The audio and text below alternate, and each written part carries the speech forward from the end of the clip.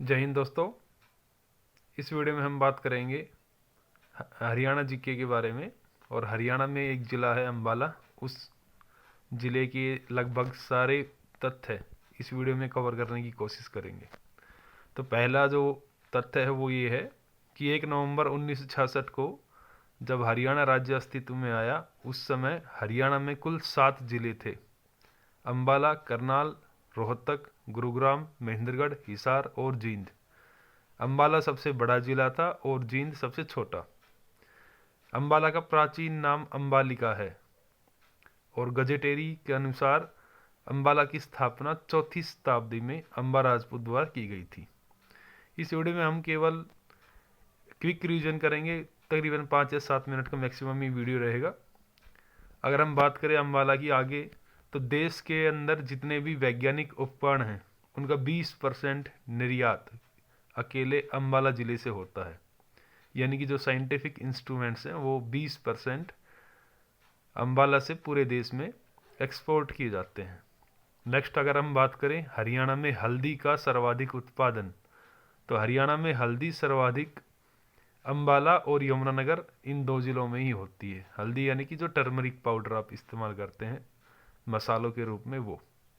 अगर हम बात करें अम्बाला के कई उपनाम भी हैं, जैसे अम्बाला को साइंटिफिक सिटी कहते हैं, मिक्सी सिटी कहते हैं और अम्बाला को वैज्ञानिक उपकरणों की नगरी भी कहा जाता है।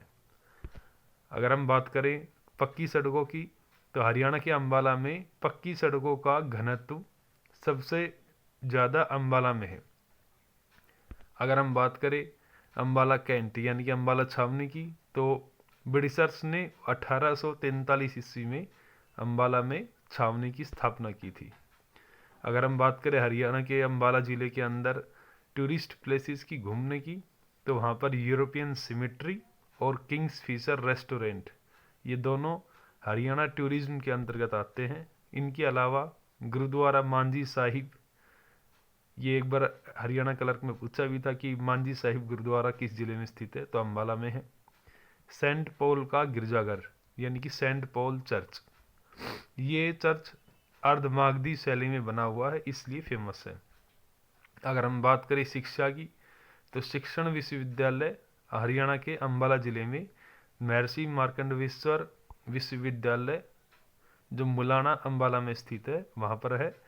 ये हरियाणा का पहला स्व प्रशासित विश्वविद्यालय है, ये ध्यान रखना है आपने।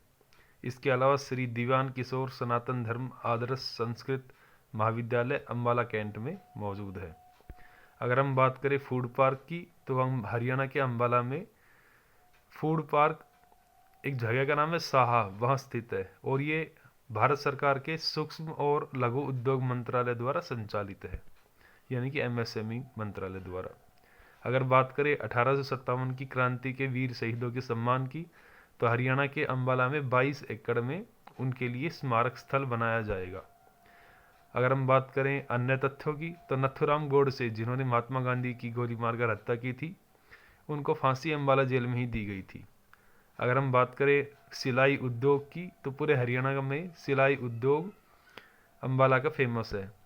अगर हम बात करें 1919 के रोलर एक्ट की, जिसको काला कानून भी कहते हैं, तो रोलर एक्ट का विरोध सर्वप्रथम हरियाणा में अम्बाला में किया गया था। अगर हम बात करें सुध, ये एचटेट में पूछा हुआ सवाल है। सुध एक जगह का नाम है जो वर्तमान में यमुनानगर में है। यहाँ से तोमर और चौहान शासकों के सिक्के खोद कर निकाले गए हैं। और अगर हम बात करें प्रमुख व्यक्तित्व की, तो जूही चावला, प्रियंका चोपड़ा, ओमपुरी, ये तीनों फिल्म अभिनय के क्षेत्र से संबंधित हैं। और इसके अलावा परिणीति चोपड़ा और सुचेता कृपलानी, जो किसी भी भारतीय राज्य की पहली महिला मुख्यमंत्री रही है, उत्तर प्रदेश की मुख्यमंत्री थी सुचेता कृपलानी, ये सभी अम्बाला जिले से ही जन्मे हैं। हरियाणा में लोकसभा की कुल 10 सीटें हैं, जिसमें से 2 सीटें आरक्षित हैं, अम्बाला और सिरसा। वर्तमान में अम्बाला लोकसभा सीट से बंतो कटारिया सांसद है। तो ये क्वेश्चन थे जो अम्बाला के मुख्य तथ्य हैं। मैंने तकरीबन सबको कवर किया है।